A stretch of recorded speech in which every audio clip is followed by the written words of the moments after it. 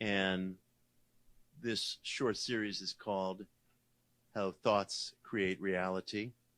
And last week was called In Defense of the Woo Peddlers, where I described why I have a dedication, come on in, to experimenting with mind power metaphysics, where this idea comes from, what some of its premises are. And this week, as I promised last time out, is called Make Your Own Miracle. And that's exactly what we're going to do. I take it very seriously that any ethical or spiritual or therapeutic philosophy can only be tested, can only be validated in one's own individual experience. And it really has to come down to evincing concrete results in your day-to-day life. Improvement in personal conduct, improvement in relationships, improvement sometimes in outer physical or material circumstances that you want to wield some measure of change over. As I was mentioning last week, I don't shy away from the idea that a spiritual or ethical philosophy should also play a role in your attainment of your own ethical desires and wishes. We live in a variety of worlds. One of the worlds that we live in is the workaday world of concrete wishes, strivings, artistry, commerce, achievements, however one defines them individually. And I think every moral philosophy, every therapeutic philosophy, every religious philosophy that deserves to have a hold on serious people should be provable in some very concrete way in outer life. I was always inspired by the example of William James in this regard, and I spoke a little bit about William James last week, and I'll say another word about him tonight, because I feel that when he died in 1910, this whole philosophy of mind metaphysics, it lost something of its experimentation, something of its spirit of maturity withered. It came into a certain set of dogma and doctrine which were very useful and valuable and precious and deserving of experiment, but somehow there was something in the inquiry, in the demand to understand how, why would thoughts be causative? Are they? Is this true? Is this a fantasy? By what conveyance? By what mechanics? By what theory? You know, those questions withered after James's death. And I'm hoping that in our short time together on these 3 consecutive Mondays, and certainly in the work that I'm attempting to do, and I'll be talking more about it next week, I want to resume that spirit of inquiry and experimentation, and a wish not only to say, here are some ideas to try, but a wish to get at, why would something like this work? Why should there be any results at all? If I'm talking about things that are more than just fantasy or anecdote or happenstance, why should anything be happening at all when we hold a thought, we visualize an idea, we emotionalize a question, and something seems to occur in outer life? Is it fantasy? Is it real? Is it bias? What's really happening? These were questions that James concerned himself with very deeply, and he was very interested in what he called the religion of healthy-mindedness, or what I call mind power metaphysics. And a kind of a pivotal moment for him, and I think for all of us who really care about taking spiritual ideas into action in outer life, occurred in August of 1898. He was invited to give a talk out at what was then basically UC Berkeley, a more rural, smaller, less formidable place than we know today. He took a train across the country from Boston to the Bay Area, and he gave this talk to the Philosophical Union at UC Berkeley in August of 1898, which had the not terribly romantic title of Philosophical Conceptions and Practical Results.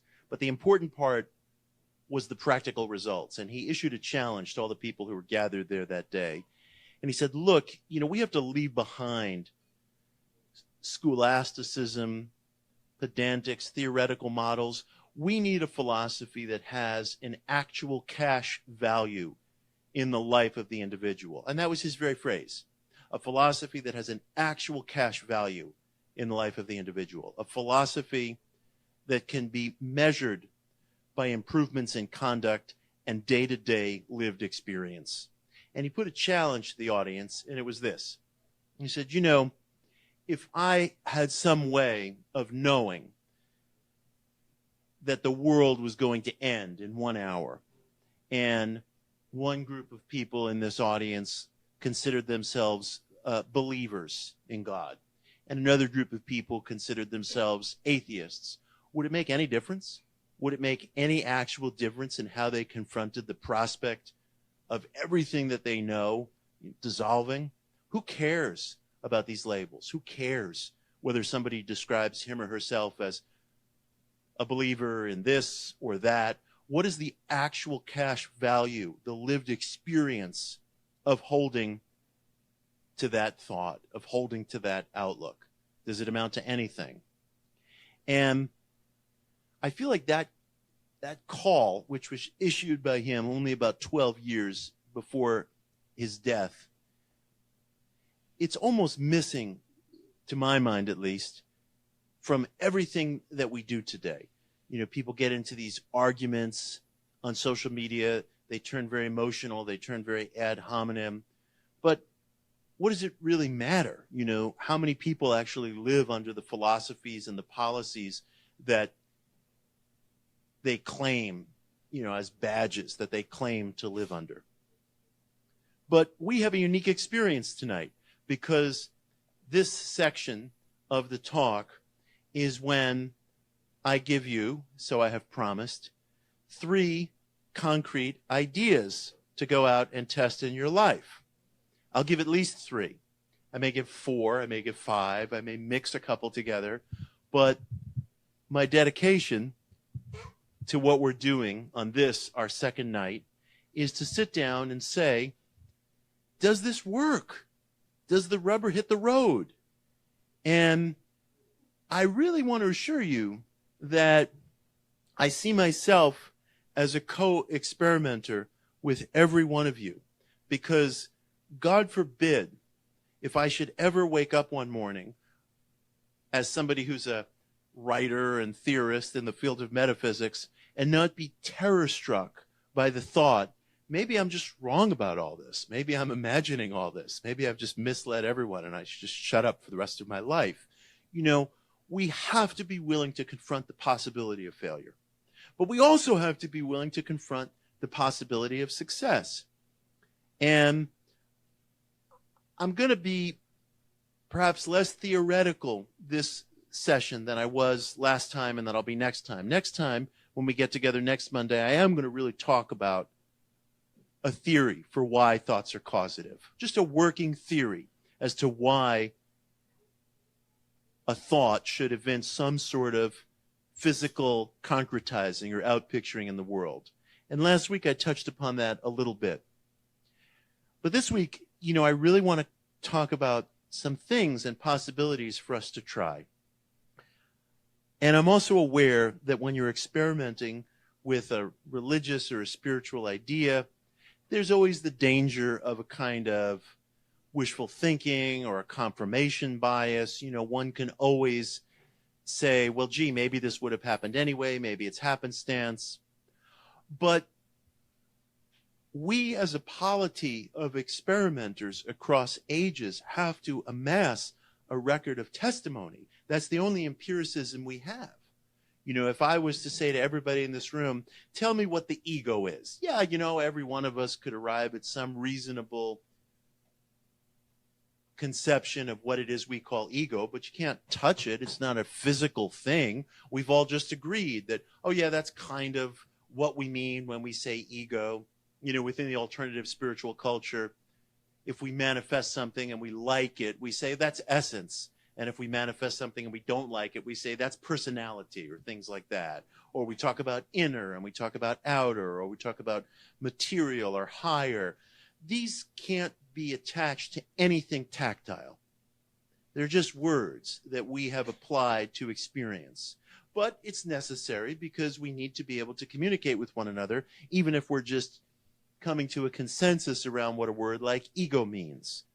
So when we experiment in this way, we're not doing it in a vacuum. I mean, we're part of a chain of seekers that goes back millennia, or at least goes back in terms of the modern era to cover the past 150 years, when people have been getting together in the modern sense to ask themselves, is there some sort of metaphysical quality attached to the mind? And when we experiment this way, we not only learn things ourselves, potentially, but we expand a kind of human testimony.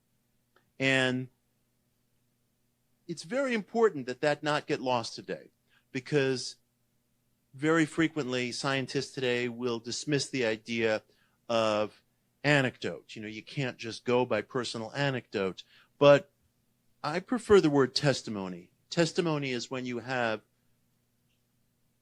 people reporting experiences over many, many generations, and it amasses a record. Would one ignore that record? I mean, when people amass a record over something, it can send an individual to jail. You know, we condemn people to death based on the amassing of a record.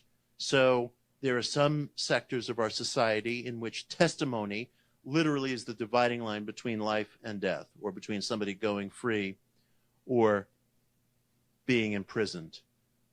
Medical decisions, legal decisions, financial decisions, political decisions rest all the time on testimony.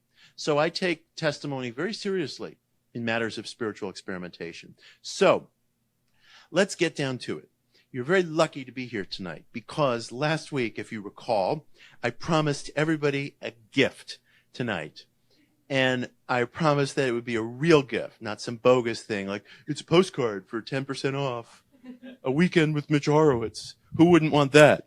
Okay, and your gift, I'm going to pass this out. It's in this bag. The bag is marked fool's gold, but it's not fool's gold. It's actual gold. And I'm going to pass it around to you guys. And I think there should be enough for everybody. Oh, I do hope so. But if there's not, don't worry. You will get your gift. The gift that I'm going to give you right now is a little pamphlet. It was first published in 1926. It's been reproduced today exactly as it appeared upon its first publication that year. The interior of this pamphlet is untouched. And I said to you guys last week, those of you who were here, that I take very seriously the popular literature of the positive mind movement, because I think that many of the pioneering writers of that literature, people like Florence Scovel Shinn and William Walker Atkinson and other names who I love, had an indelible instinct in the direction of truth for the human situation. And this pamphlet, which was published anonymously, but I'll tell you who really wrote it, was written by a very unassuming person in the city of Chicago in 1926. First thing he ever published. He was 52 years old when it came out. And it will look like I'm about to hand you Monopoly money, fool's gold. But it's not fool's gold. It's real gold. And I'll tell you about it. First, let me pass it out. You guys can just start to pass it out yourselves. We'll go on the honor system. I hope there's enough for everybody. It's a nice crowd here tonight. But if we run out, I have a secret plan, so don't despair. Let me bring these to the back. Sorry, live stream people. I'm stepping out of the shot. So pass that around.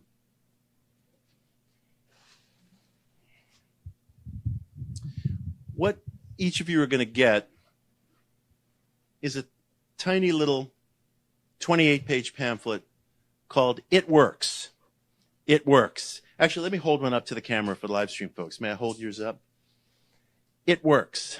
Are those extras? Oh, cool. Did everybody get one? Oh, I'm so glad they're extras. I was like mortified that I wouldn't bring enough. And, Casey, do you want a pamphlet? Okay. Of course you do.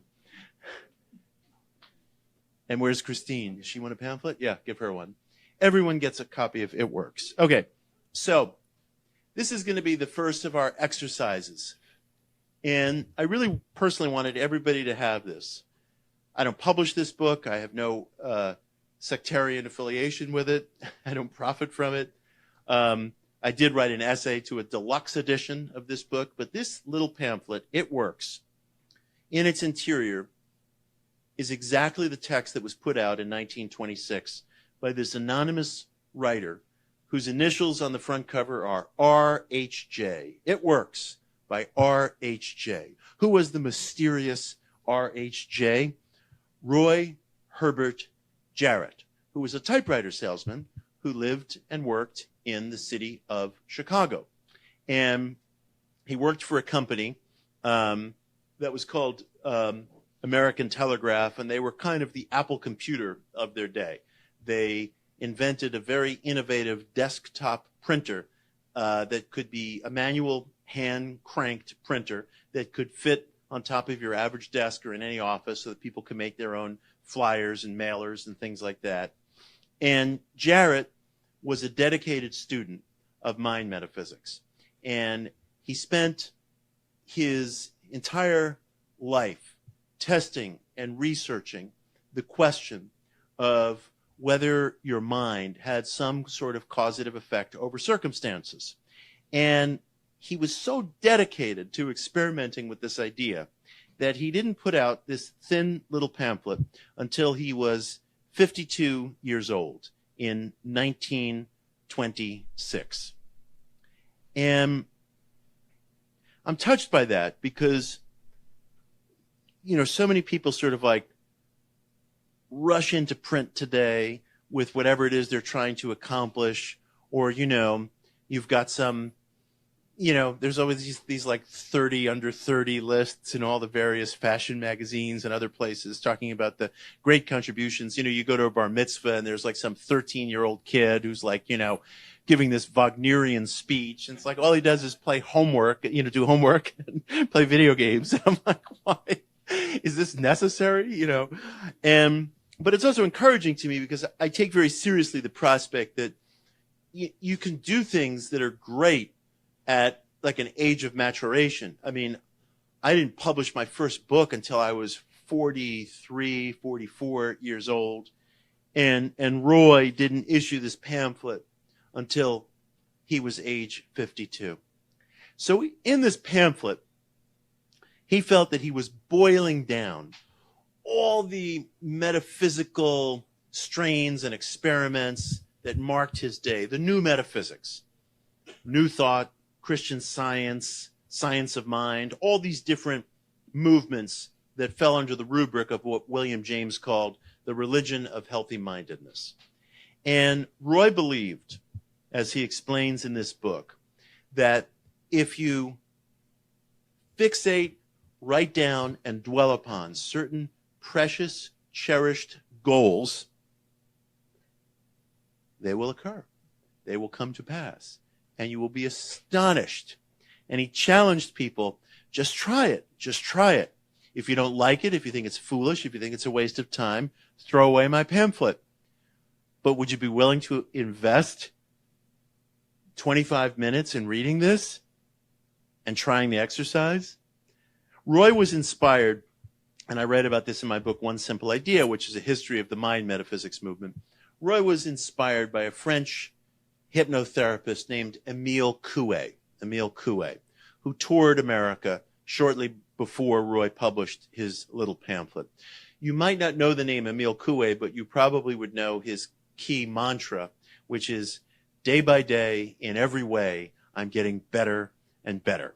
And Coué was a self-taught hypnotherapist, and he believed that if you repeated that little mantra to yourself 20 times just before you were drifting off to sleep at night, and 20 times just as you were awakening in the morning, you could actually reprogram and recondition your psyche. And people made fun of him and thought it was absolutely simplistic and a philosophy for dumbbells and so on. But as I'll reference a little bit later, Coué had a remarkable instinct for some of the workings of the psyche, which are currently being validated in the here and now in placebo experiments, including some that are being done at Harvard Medical School. And I have had a short dialogue with the director of Harvard's program in placebo studies about Coué, and he believed that some of Coué's insights are in fact borne out specifically in some of their experiments, because Coué started out working as a pharmacist or a druggist in northwestern France. And one of his earliest insights that the mind evinced some control over people's sense of well-being was this. He discovered that when he would prepare pharmaceuticals for people, if he spoke in favor of the formula before dispensing it to a patient, he observed anecdotally that patients who were encouraged would seem to report back to him better results from the formula that was being prescribed to them. In January of 2014, Harvard Medical School, without crediting Coué at all, or even being apparently aware of his antecedent, of his insight, tried that very same experiment with a migraine drug. Now, usually when we talk about a placebo experiment, we're talking about somebody being given some sort of an inert substance, a sugar pill, or something that's considered of no medicinal value whatsoever.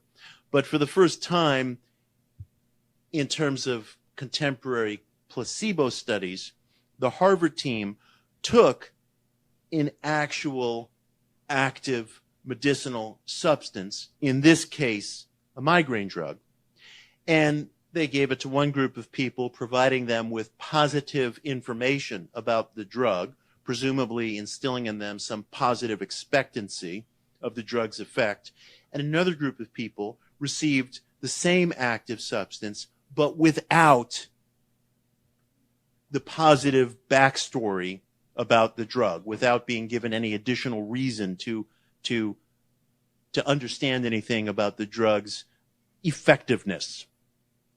And sure enough, the group that was given some reason to have positive expectancy about this active drug had a better result with it on average than did the group that was just administered the drug without any information. Emile Coué, who inspired our friend Roy Jarrett, had exactly the same insight anecdotally in the early 1900s, over a century before the Harvard study, while he was working as a druggist in the town of Troyes in northwestern France, where again, just by praising what was considered an active drug, people reported to him better results. So I wrote to one of the architects of the Harvard study to ask him, had he heard of Emile Coué? Was he aware of this precedent insight? Never heard back. So I went directly to the director of Harvard's placebo study program, a man named Ted Kapchik, who's a very good scientist and a very searching individual. And we talked about it, and he said we weren't thinking of Coué when we designed the study, but he agreed that Coué's insight would correlate with what they found. That's one of many, many examples where when I talk about some of these popular figures having an extraordinary instinct into human nature, an extraordinary instinct into psychological verities that have been validated in clinical studies a century later, that's one of the things I'm talking about. So Roy Jarrett came to feel, as inspired by Coué, that certain very simple mental measures could have an extraordinary outpicturing in your life. Unlike Coué, he wasn't a secular figure. Coué wanted to make it clear that he was ardently secular. He wasn't talking about any interior mind magic. But Roy believed, as taking a cue from figures like Mary Baker Eddy, the founder of Christian Science, or figures like Emma Curtis Hopkins, who had been a student of Mrs. Eddy's and was one of the really core early theorists of mind metaphysics, they all believed that there was this very, very thin tissue of separation between mental and spiritual experience, that there was a non-physical quality of mind that all individuals live under. And we are capillaries, in a certain sense, for some higher mind. The Greeks called it nous. Ralph Waldo Emerson called it the oversoul. Emanuel Swedenborg called it the divine influx. Call it God. We are somehow capillaries for this influx of something else that makes the mind into an instrument of causation. That was Roy's belief. So in this book, as you'll see, which I hope you'll read tonight, he outlined this incredibly simple 3-step program, which I've been doing for years and which I'm going to do anew with you guys tonight as if I've never done it before, because I think it's important also to kind of take methods that you've used before and as an experiment revisit them to the greatest extent possible without any preconditions. So here's Roy's 3-step miracle as follows. This could mark an incredible turning point in your life. This could be a pivotal moment in your life. Dig that. Yeah. Step 1. You're to make a list, a very specific, concrete list of things that you really, really want in life. And I have to say to you, you must be deadly, deadly serious about it. You know, this is not an exercise in which you're being asked to just say, well, you know, I want a new apartment and I want my cat to get better and I want a new job. Everybody in New York City wants their cat to get better and the new job and the new apartment. You know, everybody. That's like why God put us here, you know. But I want you to really dig down into the guts of things and to the point where it makes you uncomfortable. You know, really ask yourself, what do I want out of life? This step, it could take a long time, and it should take a long time, and it should be something that you really enjoy in the sense of like, you should be facing the unknown, you know, because sometimes people will say things like, I don't care about money, but they really do care about money a great deal, but they're embarrassed to acknowledge that even to themselves.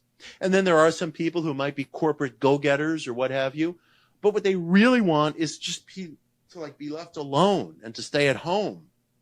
There are all kinds of things that we harbor, all of us. It's human nature that we don't like to admit to ourselves because we tell ourselves, I'm spiritual, or I'm this, or I'm that, or I don't think that way, or I don't want to, you know, I don't want to regard myself that way.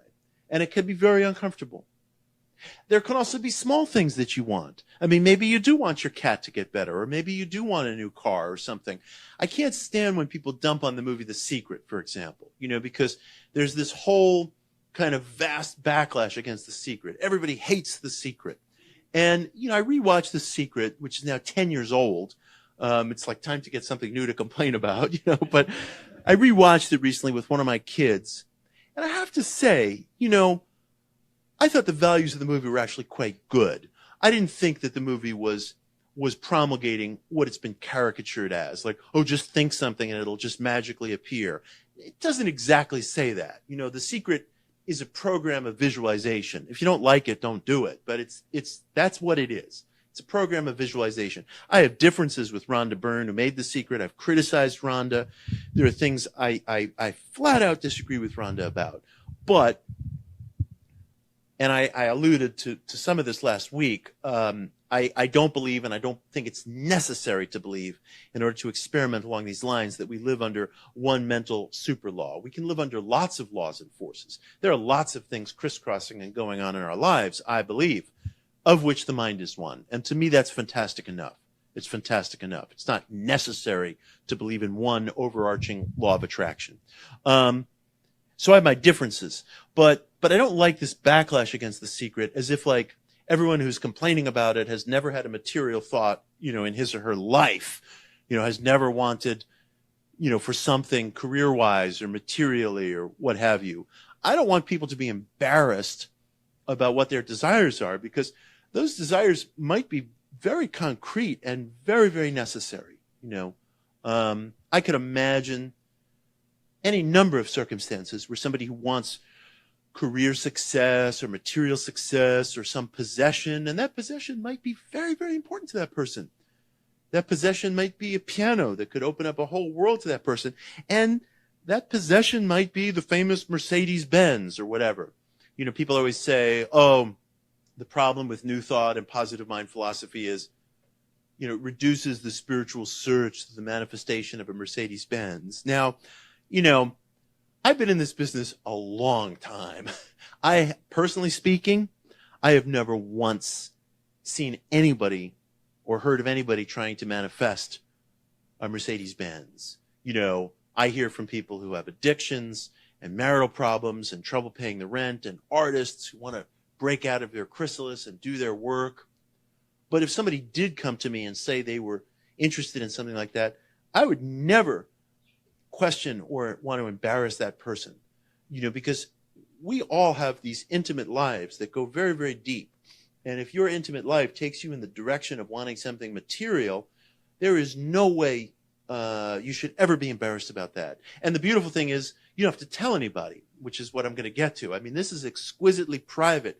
This list is not something that you have to sit down and discuss with your roommate or your friend Mike or whoever's sitting next to you, at Thanksgiving dinner next month. That's precisely who you shouldn't discuss it with, because it's human nature. People like to disrupt one another's equilibrium. No sooner do you say that, something is of deep value to you, of deep importance to you, and somebody's like, so what? That's stupid. People do that all the time. They do it as a way of dealing with their own disappointments. They do it, frankly, because, unfortunately, there seems to be some element of hostility in human nature. Here, you can have your free pamphlet. This is what we're discussing. So when I say sit down and make a list of the things you desire, I don't mean that in some romper room way. I mean really get down to the guts of your psyche and don't feel embarrassed by what you find. If you find something material, then so be it, If you find something that makes you uncomfortable, maybe there's a person that you want out of your life. Maybe it would be very helpful for you to have that person out of your life. Maybe the best thing you could do is get away from that person. I don't know. But I don't want you to feel like you have to vet any of what it is you're after. Because the whole point is to really get this list to the place where it's exquisitely honest. And it's also exquisitely private. It's yours. Okay, so that's step one. And it could take you a while. And I hope you find it a very arousing and energizing sort of exercise, because it should be an opportunity to revisit stuff that you may have thought about yourself since you've been 13 years old. And you're finally saying to yourself, this is where I stand. This is where I stand. So that's step one. Really, really craft an extraordinarily intimate list. It can be long, can be short, whatever you like. Step two. You should read your list 3 times a day. When you first wake up in the morning, sometime around midday, and just before you go to sleep at night. And think about it all the time. Maybe carry it with you. Maybe you'll put it on some sort of a laminated index card, or put it into some sort of a really nice, sturdy sketchbook or something like that, where you feel comfortable carrying it around with you. Read it diligently 3 times a day. In the morning, midday, and at night, just before you're going to sleep. Think about it as often as possible. Carry it with you. And the third step is which I've already alluded to, don't tell anyone what you're doing. Do not talk to anyone about it. It's exquisitely private. Someone said to me, it reminds them of the book and movie Fight Club, where it's like, rule 1, no one talks about Fight Club. But there's a reason for it, which I kind of alluded to before, which is that family members, coworkers, so-called friends love to run down our plans and ideals and wishes because it seems to be some wrinkle of human nature that people solve their own wounds. Is that Royce? Oh, hey, man. How are you? Yeah. It's great to see you. All right. There's some weird wrinkle of human nature, and it's omnipresent, where we love to solve our own wounds, regrets, fear of failure by running down other people's plans and ideas. And it happens all the time, and it really upsets people's equilibrium. So don't talk to anybody about it. You must maintain a deep sense of personal privacy about what you're doing because it's deadly serious. And then finally, you'll love this part. Wait for results to arrive, and when they arrive, express thanks. If you're religious, express thanks to God. If you tend in a more, general direction, you can express thanks to whatever language bespeaks the sacred in your heart. But express thanks. Don't get caught up in the trip for the purposes of our experiment. Don't get caught up in the trip of like, oh, it would have happened anyway. Oh, this was going to happen anyway. Just follow through. Just follow through. Give yourself this opportunity. Express thanks. Be ingenuous about it. Be idealistic about it. See what happens. So here are the 3 rules, and they're in your pamphlet. Make up your list of what you really want and be deadly earnest about it. Read your list 3 times a day, morning, noon, night. Think about it as often as possible. I would carry it with you, neatly, privately. Talk to no one about it. It's your business, alone. And then, as a coda, when results arrive, express thanks. Express thanks. Now, why should any of this work at all? Why should this work? I've been working with this book, this little pamphlet that I've just given you all, for about 10 years. I have found it to be extraordinarily effective, where I would never impose upon your time and resources in this way. I have personally found it to be extraordinary. Why? Why should it work at all? By all rights, it's like I've just given you the prize from a Cracker Jack box, and I'm asking you to go off and do this experiment. Yes, I am. I think, first of all, one of the reasons why it works, and this maybe is one of the more kind of quotidian reasons, is that we actually very rarely come to terms with our real desires. We very rarely focus our minds on our real absolute desires. We're so accustomed to habitually telling ourselves, I know what I want, I know what I'm about, I know what my outlook is. And as I alluded last week, familiarity is exactly where to start digging, because the things that we tell ourselves in tones of familiarity are exactly where this kind of dead rot is in our psyche, where we've stopped examining, we've stopped digging, we've stopped questioning. So the very act of personal reckoning that entails making a deadly, honest, serious list like this can be a very powerful exercise. I say that, feeling that that's part of the equation. If I was talking to somebody who was ardently materialist or secular, and I offered them that answer, they would probably say, okay, you know, I get it. So it's like a cognitive exercise and so on. Okay, granted. I do think that's part of the equation. I don't think that that's all that's going on. I do believe, apropos of what we were talking about last week and what I'll be talking about on our next session, Monday, and that I won't get into in any great detail tonight, I do believe that we participate in a non-physical life. I do believe intellect is more than just intellect and emotion, or more than just epiphenomena of brain matter.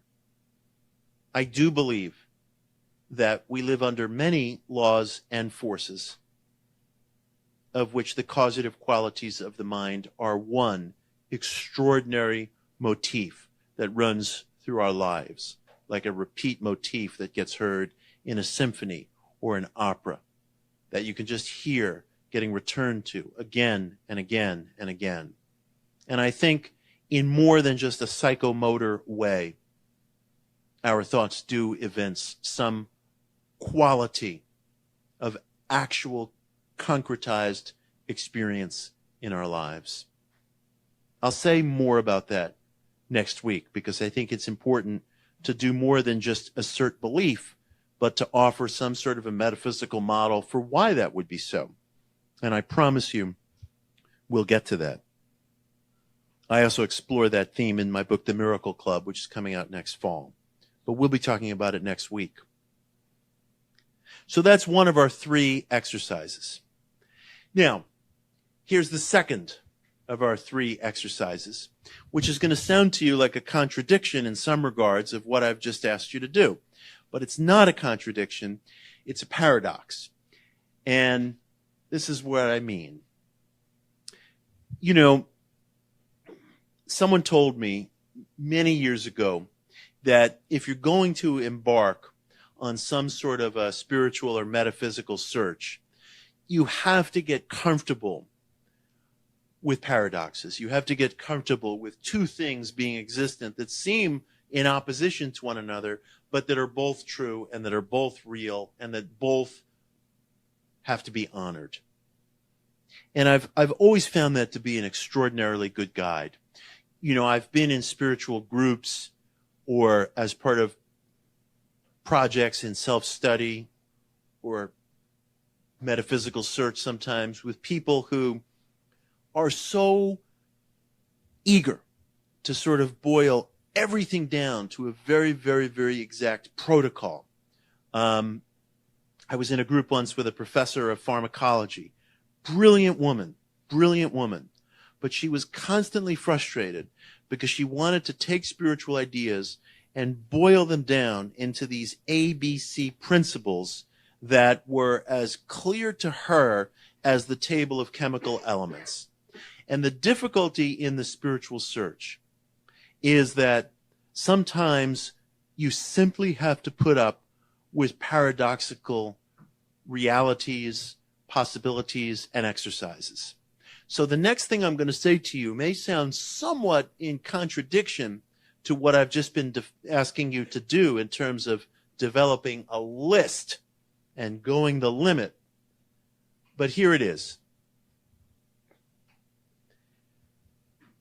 It is of absolutely vital importance that you come to an intellectually certain and passionately felt sense of one definite chief aim in life, one absolute aim for which you would live or die. Now, that may seem in contradiction to what I've asked you to do in terms of making a list. I would say, as a manner of easing, if not erasing the contradiction, that you will find, I think, that everything on your list, if you look at it in perspective, tends in a certain direction. I mean, we have multifaceted lives. I have a family life, I have an intellectual life, artistic life, so on and so forth. We all have to get quotidian things done as well. We have to go to the dentist. So there's always going to be multiple things requiring our attention.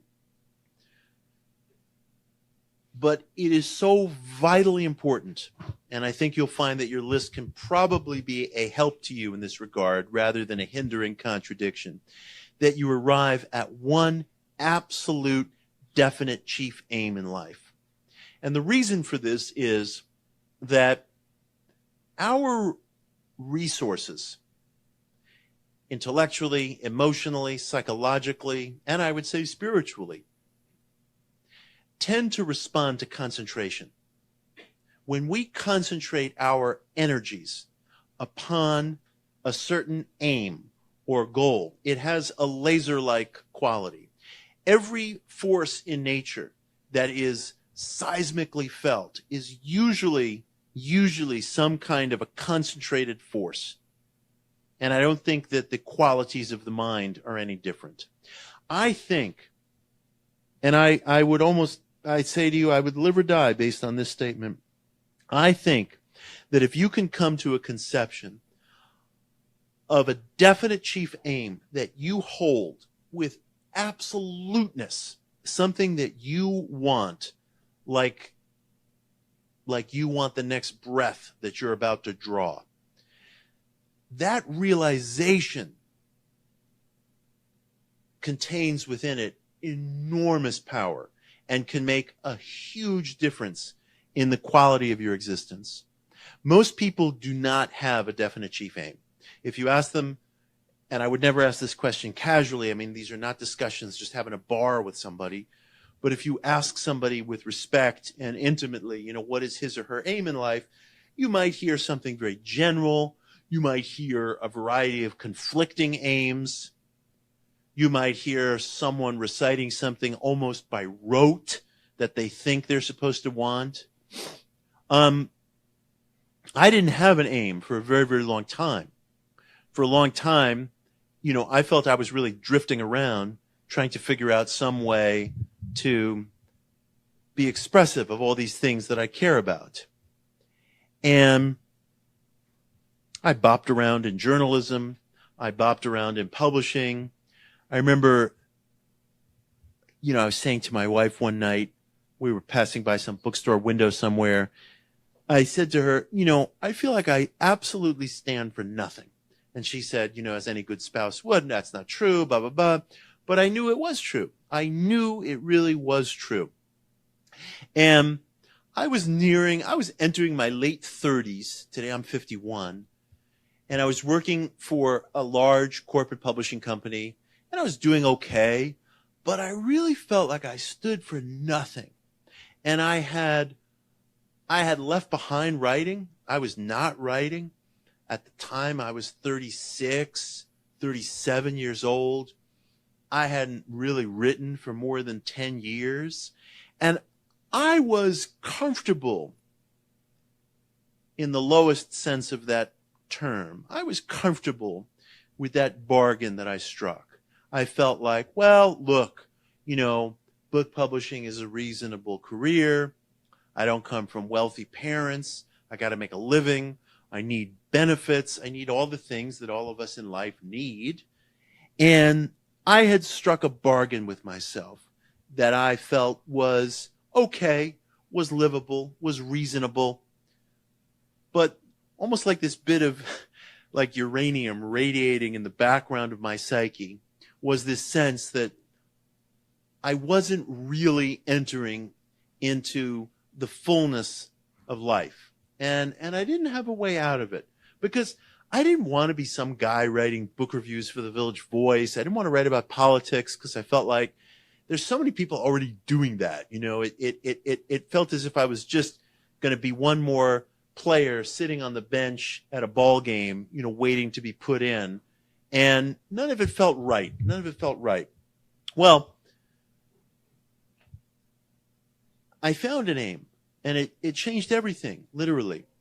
And you'll understand why I take it so seriously that Roy Jarrett didn't publish this until he was 52 years old. Some friends of mine were running a positive thinking monthly magazine, which some of you know, called Science of Mind magazine. And they landed a very big get.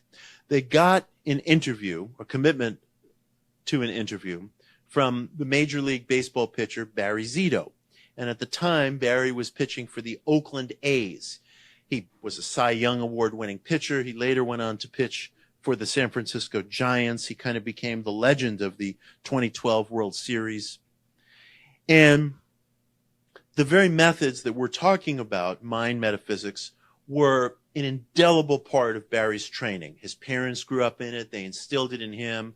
And he trained every day, doggedly, using not only the various things that you go through when you're training to be a baseball pitcher, but all of these mind power methods. They were a very central part of his life. So he agreed to give Science of Mind an interview. And my friends were petrified that this not get messed up, that nobody embarrassed the magazine or, do anything like horrible, not know who Barry was or something. And so they asked me if I would interview him. And I said I certainly would. And I not only said yes, that I would interview him, but I'm not really like a professional sports fan. And I threw myself into his career and background. And I said to myself, I want to learn everything there is to learn about this guy so that when I sit down and talk to him, we're having a conversation friend to friend. I'm not asking you what your favorite color is. I want to know what you're doing, what I'm doing, that are part of the same whole. And I'm going to structure this story not just according to, here's Barry's illustrious career with some color commentary thrown in, but I want this to be a real story of somebody who succeeded in a concrete way using metaphysical methods. And I was going to devise it as a story that every seeker could read and locate within it him or herself, not just a story about some guy who's a good pitcher. And so we get to talking, and first of all, as just one little side note, this was in 2003, summer of 2003. Just one little side note, which bears on next week's session. He said to me, "Boy, you must really be into Neville." And I had never heard of Neville at the time. This is a mind power metaphysical philosopher named Neville Goddard, whose image today I have tattooed on my arm. So I've heard of Neville. But at the time, I had never heard of Neville. And he said to me, "Oh, I can't believe that, because it sounds like he would be way into him." And so I'm like, who is this Neville? Must know. And so I got one of Neville's books and I began he's the figure to whom I'm most dedicated in this field and who we'll be talking about in detail next week. But that was extraordinary. And there have been several intersections like that with him, but that wasn't the main thing. I finished the interview. I write the story. And I wrote the story, and I suddenly, for the first time, as a writer, felt this sense of purpose. That writing about and documenting metaphysical experience was my purpose. I didn't feel it with that level of clarity at that moment. But 2 weeks later, I'm sitting at my desk at work, and somebody tells me there's a phone call for me, and it's Joe Zito, Barry's father. I had never met Joe before, didn't know Joe. I pick up the phone, and in this very sort of drill sergeant voice, he said to me, "Mitch, that story was terrific. You completely nailed it." And he said to me in the conversation, "Mitch, you stick with this thing." And by this thing, he meant writing about metaphysical experience. And he totally nailed it. He totally captured what it was that was significant to me in this experience. And Barry later told me that his father, who died several years ago, had played that role in several people's lives, had provided that quality of encouragement at just the right moment. And when I heard him say those words, like, "Mitch, you stick with this thing," it crystallized for me, what I was after. And I knew that I wanted to be a historian and a documenter and writer of metaphysical experience. And within a very short period of time, I produced my first book proposal for a book called Occult America, which was my first book, which Bantam bought in the fall of 2006 and came out in 2009. I was age 43, going on 44, when my first book came out. Now, today I'm 51. And when you're in your 40s, whatever it is you're into, people start to look at you and you start to look at yourself and say to yourself, well, maybe it's time to get pragmatic. Maybe it's time to get serious. You start to settle. You start to settle. But for me, finding my definite chief aim, wanting to document metaphysical experience in myself, in others, in history, it was magical. And I don't use that word lightly because I have to tell you, like all of you, we have a busy New York household. My second son was born in January of 2007, the day my first book contract arrived home. He's like in swaddling clothes over on the sofa, and like the FedEx guy comes with the book contract, and I'm like, I am going to be fucking busy. And, like I do not sleep. I am like, the Walking Dead up here. And our household is incredibly busy. My wife is a television news producer.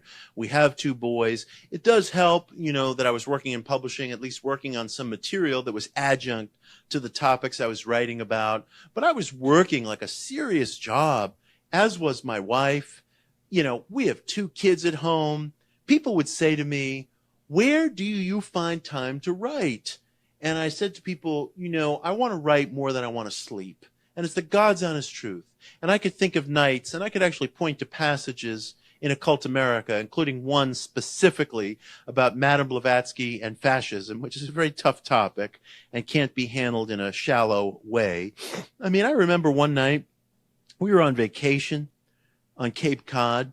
I slept 2 hours that night, because I was up working. And there were many such nights.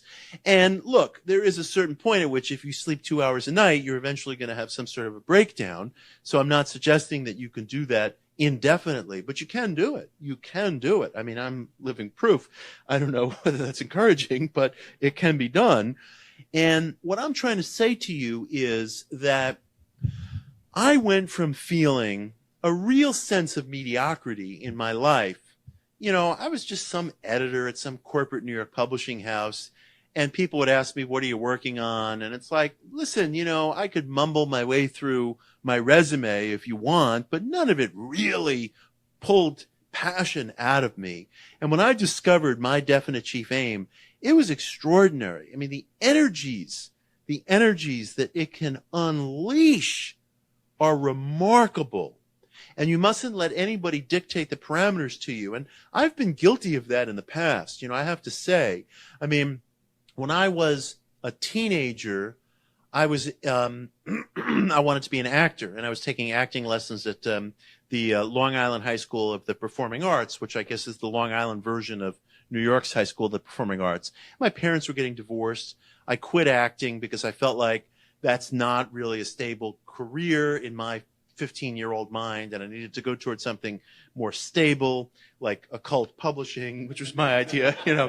I was so pragmatic. I remember for many, many years, I was, again, kind of comfortable with that choice. I felt like I had been realistic, and I would sit in judgment of other people who I felt had not been realistic. And I remember saying to a friend of mine who was a stage actor, brilliant stage actor, we were talking about some mutual acquaintance, and she was a woman who was like in her late 30s, and her acting career hadn't really like maybe gone to where she wanted it to go. And I said to him wrongly, maybe it's time to start thinking about plan B. Maybe you start saying, gee, maybe I should get my teaching certificate or whatnot. And he said, no, that's not right. Because if you're an actor or whatever it is that you're into, you're an artist. That's your art. That's what you're doing. That's what you're about. Everybody has to pay the rent. But if you like direct your life strictly towards fulfilling the quotidian necessities, what does it say about you? And he was absolutely right, and I was absolutely wrong. So when you find that definite chief aim of yours in life, whatever it is, that's a precious, precious thing. Now, I do believe that there is a difference between a real aim and a daydream. If I was to stand here and say, I want to be an astronaut, that might be a daydream. I do believe that a real aim is indelibly marked by the individual having some sort of capacity to move toward it. It can be extraordinary, but you should have some capacity to move toward it. If you don't have the training for this aim of yours, whatever it is, well, you should be able to get the training, or you should be able to feel so certain that it's something that fills you with joy and purpose and vigor, whatever it may be, that you will find some way of enacting it on whatever scale. So to me, a real aim is usually something actionable. You know, if I stood here and said to you, I wanted to be an NBA star, I don't think that's a real aim. I think that's a daydream. Because what's actionable? You know, what would I do to go become an NBA star? Like go play basketball? I mean, that's not exactly, you know, the path to playing, you know, at Madison Square Garden. You know, so it should be actionable. But it's yours, again. And it enlists such energies. I mean, I really, truly, in my late 30s, thought I had left behind all prospect of seeing myself as a writer. I had certain interests, maybe like starting up my own publishing company, certain entrepreneurial ideas, and lots of us walk around with such things in our back pocket. Maybe we work on it once in a while, maybe we don't. But to have that definite aim provides you with an extraordinary concentration of resources and energies. And again, I believe that there's more than just psychocognition going on there. I think there's something else. There's some remarkable, indelible quality. And even if I'm wrong, even if it just summons enthusiasm, what is enthusiasm? It's another one of these words that we use that's completely mysterious. Ralph Waldo Emerson famously wrote, "Nothing great was ever accomplished without enthusiasm." Well, you know, again, what is it precisely? We could talk about ego, we could talk about the id, and these are all just words around which we have reached a consensus. Emerson wrote one of his essays that's not all that widely read today is an essay called Power. And he said in this essay that there's two keys to power: drilling and concentration.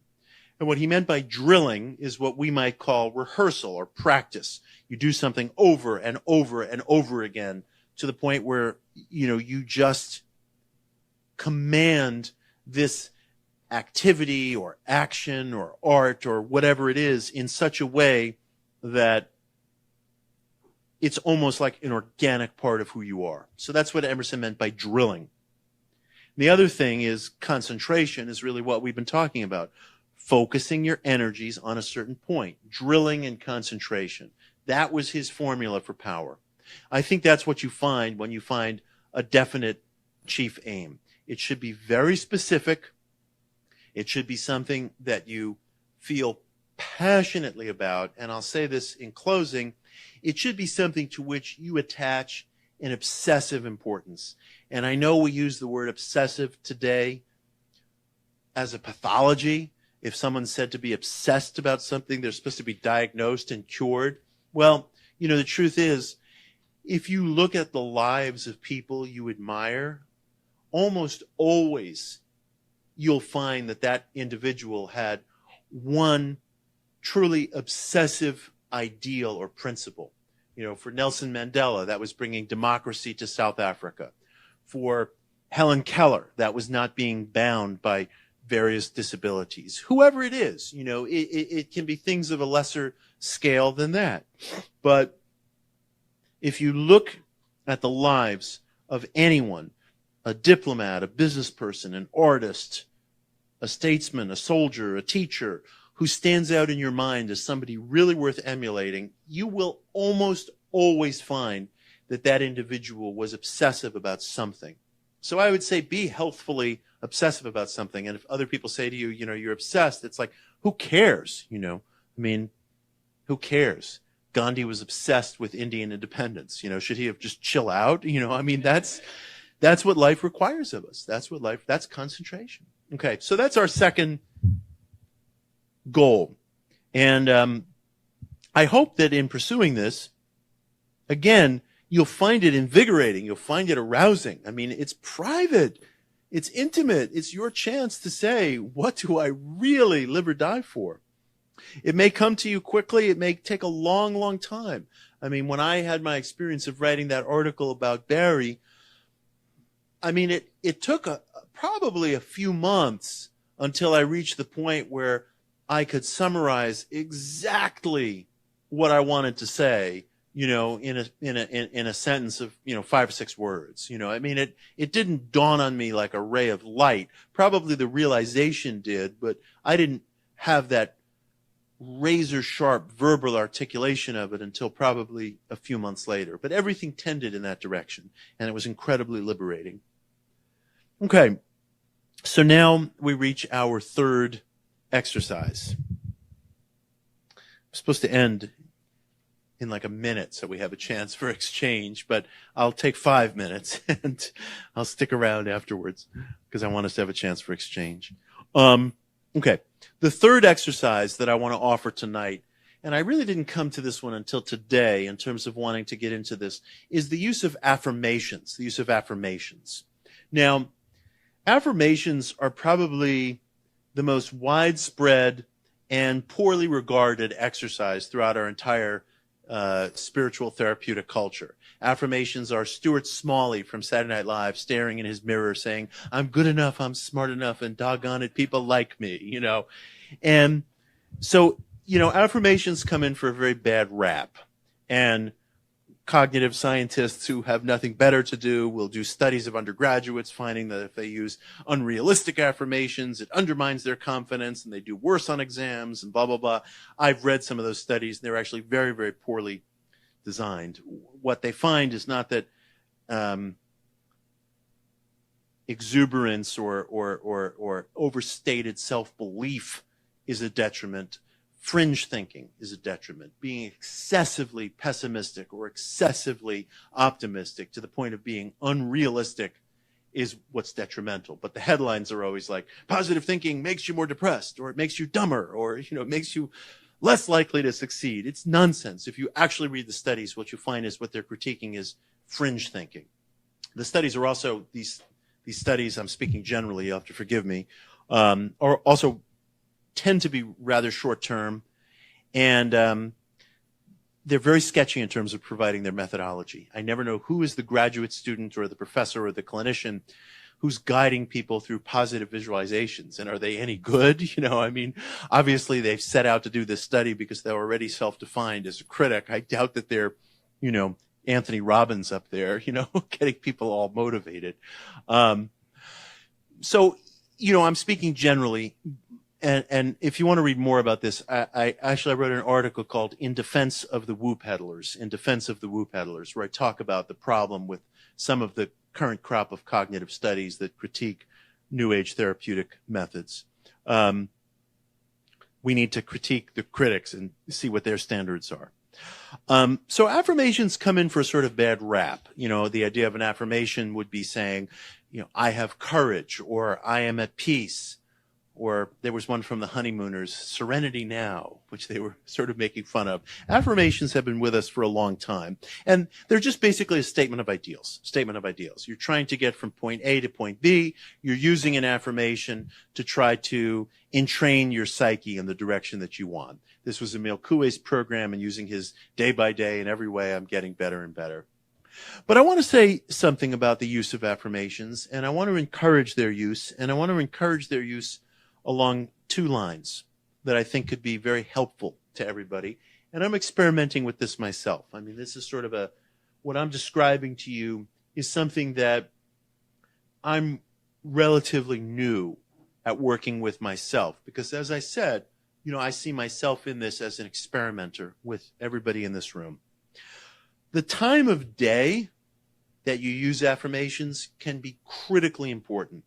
One of Emil Coué's key insights, and something that was misunderstood about his program by critics who said, this is ridiculous. You repeat, I'm getting better every day to yourself, and it actually makes a difference.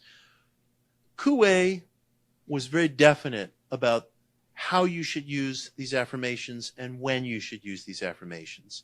Although he didn't use this terminology, he was talking about what sleep researchers today call the hypnagogic state. The hypnagogic state. Hypnagogia is the state that you're in between wakefulness and sleeping. It's the state that you're in just those few precious, very relaxing moments before you drift off to sleep at night, or just as you're coming to in the morning, which is sometimes called hypnopompia. But I use the term hypnagogia as a general term. It is the borderland between wakefulness and sleep. It's an extraordinarily supple, subtle time in which you have some degree of cognitive awareness mixed with a kind of dreamlike state where things are not always in proportion, where you can see and hear things that seem to be coming from somewhere else. Your life bends, almost like one of those famous Salvador Dali paintings where he shows the clocks bending and reality as being amorphous, or like an M.C. Escher print where up and down are completely unclear. Perspective grows completely unmoored from any of our usual compass points. It's an exquisite time. It's an exquisite time for making mental suggestions to yourself, because you maintain some degree of control in hypnagogia over your choices. You're thinking things, you're having mental associations, you're moving from one place to the next. But your sense of proportion is also down, which is why I think people who suffer from depression or who are grieving very often talk about the early morning hours as the most difficult hours of the day. Like when you come to at like 5 a.m. and you're definitely not ready to get out of bed yet. But sometimes a thought will come intruding into your psyche about work or something you're grieving about, and it can seem monstrous and can seem horrible. And then eventually you get up, you have your coffee, you shower, you go into work, and maybe the thing that you were obsessing about is not so bad. It's not such a big deal. Well, I think there's a reason for that. And that is that when we're in this state of hypnagogia, our rational defenses are down. Our sense of proportion is down. Things that are really very minor can seem very, very formidable and frightening, almost nightmarish. It really is a borderline state between wakefulness and sleep. And if you get caught up in a negative thought process or negative associations during that time, it can be very painful and it can be very unrealistic. And I always encourage people, and I try to remember myself, do not try to solve problems when you're in a state of hypnagogia, whether it's when you're going to sleep at night or whether it's when you're coming to in the morning. If you're having intrusive thoughts and you can't contain them, then get up. Do something else. Do some physical activity that you like. But don't lay there for 45 minutes or an hour allowing these associations to go through your head. Because while you do have some measure of intellectual cognition, your sense of proportionality is down and your emotions are running riot. And as such, the gremlins of the unconscious can also run riot, fantasies, fears, and such. However, if you can wield a measure of control, this can be an extraordinarily propitious time to use affirmations. Because for the same reasons your rational defenses are being down, you are able to make self-suggestions that can be very, very powerful in the positive and in the negative. I've just been discussing the negative, which you have to watch out for. But as above, so below.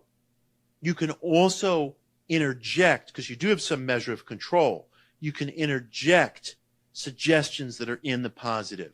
And if there's something, some trait that you're trying to cultivate in yourself, that can be an extraordinary persuasive time to introduce an affirming statement of that trait into your psyche or your subconscious or whatever you want to call it. Again, these are just words. It's very difficult to define the psyche or the subconscious, but clearly there is some glacial mass of our minds that are at work that we're not using when we're driving or making lists or engaging in rational thought.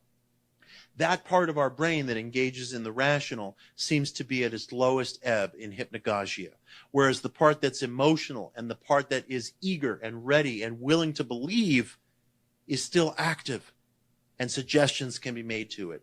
Use that time of day to recite affirmations internally and make these suggestions to yourself.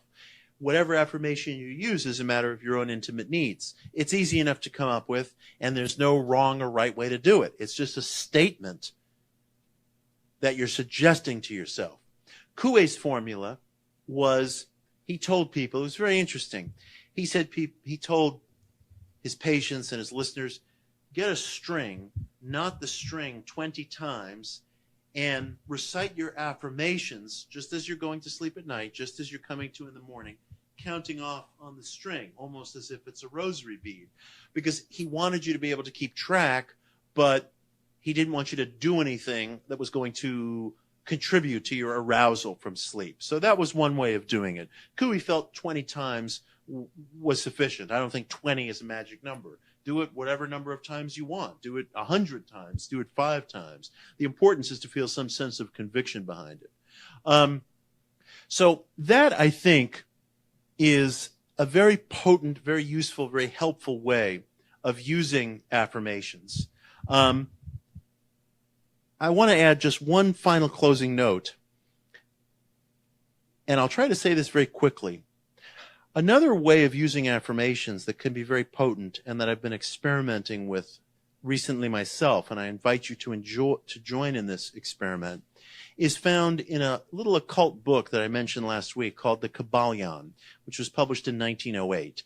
The Kybalion, to put it simply, is a marriage of certain Hermetic ideas from late ancient Egypt and insights into New Thought psychology. The primary chapter, the linchpin chapter in the Kybalion, as I see it, is a chapter on what the author calls polarity. And he makes the case that it is much easier to transform an emotional state into its polar opposite than it is to try to transform it into something else altogether. In other words, love and hate, both being passionate, are intimately linked.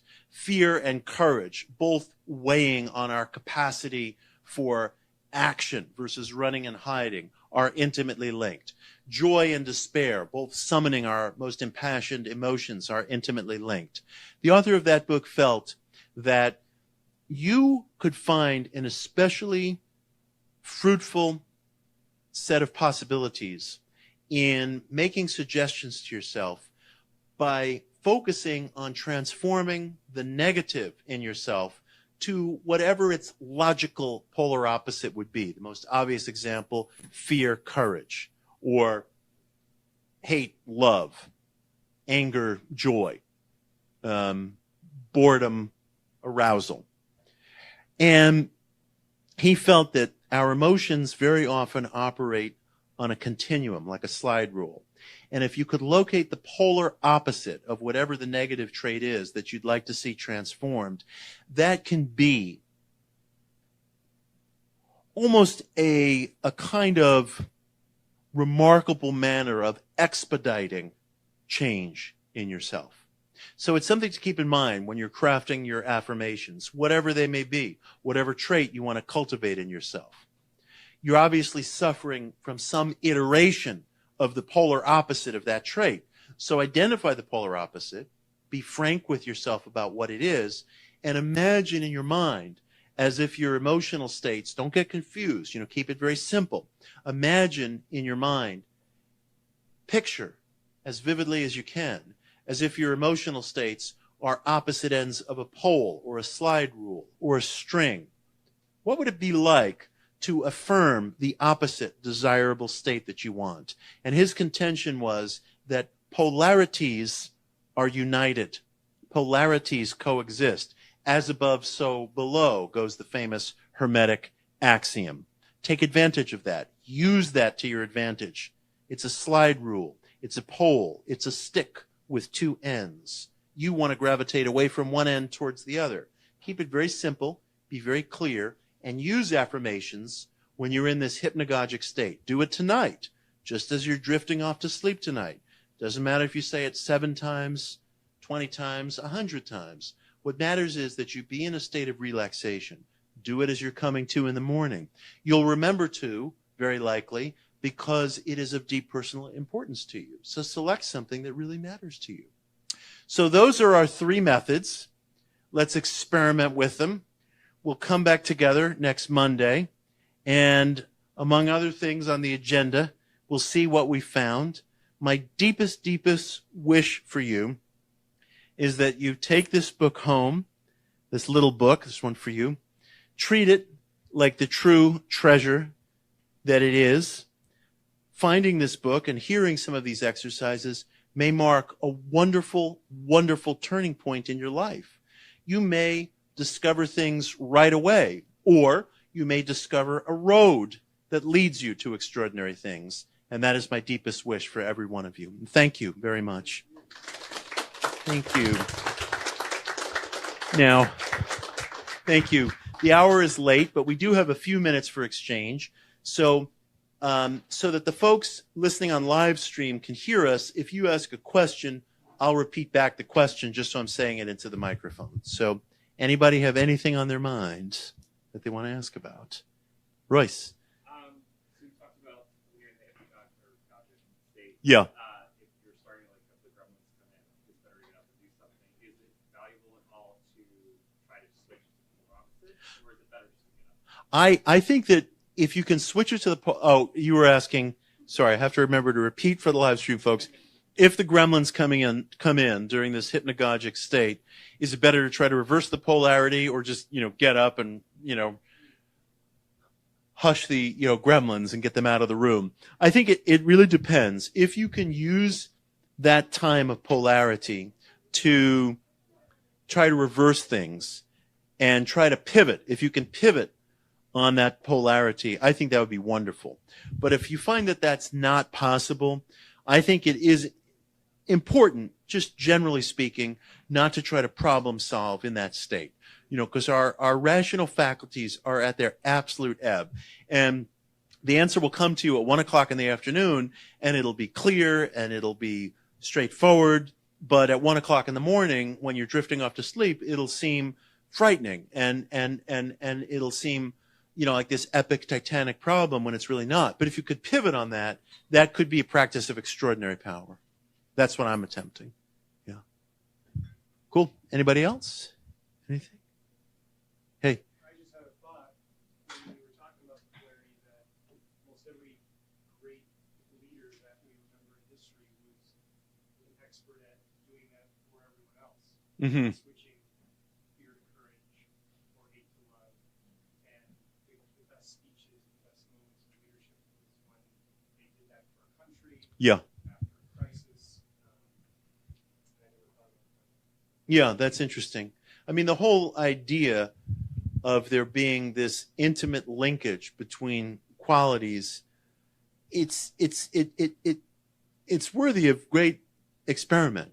I mean, it's very indelibly true. You can see all the time how, police always observe that after someone's been murdered, the first suspects are the people who are closest to that individual because they have the deepest emotional investment in that person's life and hence the motive.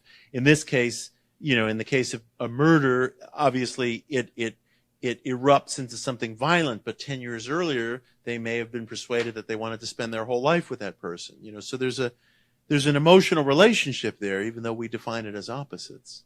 Yeah. Hey. Right. So the question on the second exercise, so main goal finding. So if you find that main one goal, it can change, in the next decade, for example. Yes. Right? I think that's true. I think it can change, but I think that if you're looking for your definite chief aim, it probably should be something that is road sturdy for some time. It may very well change also because circumstances of life may change where you may be facing a challenge or a need may present itself that very legitimately changes your goal. So I think, yes, it can change, although there are certainly many cases where a definite chief aim animates a person literally over the course of his or her whole life. Although life is dynamic and change can come. But I think it should be something that you feel is roadworthy for a long time, that you would dedicate yourself to without wavering. And then, of course, one must be intelligently flexible. Something else may come. Yeah. One more. We're going to wrap up. Bye. Thanks. Hey, yes. I understand the importance of generating your own affirmations. Yeah. Would you have a recommended or favorite source of them, like Scoville Shin or something that you? My personal favorite is Florence Scovel Shinn. I think that in her book Game of Life and in others, she really, had some masterful affirmations. And it's interesting. This is all nicely symmetrical because she was actually a big admirer of this book, The Kybalion, that I mentioned. And the phrase Game of Life, as she used it in her title, is in the Kybalion. That appears twice in that book. And she attributed that book as a huge source of inspiration. Oh, sure. Kybalion,